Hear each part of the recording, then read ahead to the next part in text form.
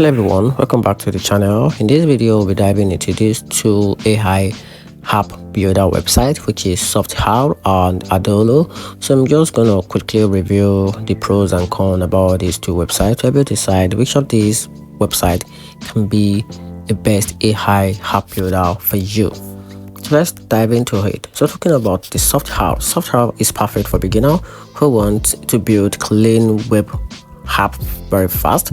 It's drag and drop setup and integrations with Airtable and Google Sheet make it easy to launch without coding.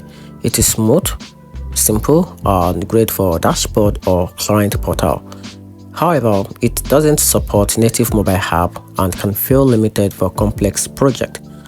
On the other hand, Adalo lets you create both web and mobile app with visual ease.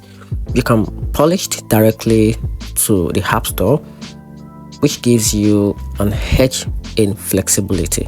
But users often report slow performance and occasional bugs.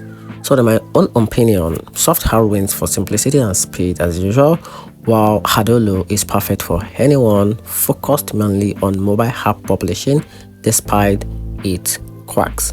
And that's it. Hope you find the video helpful. If you did, turn on the notification button and make sure you subscribe for more review.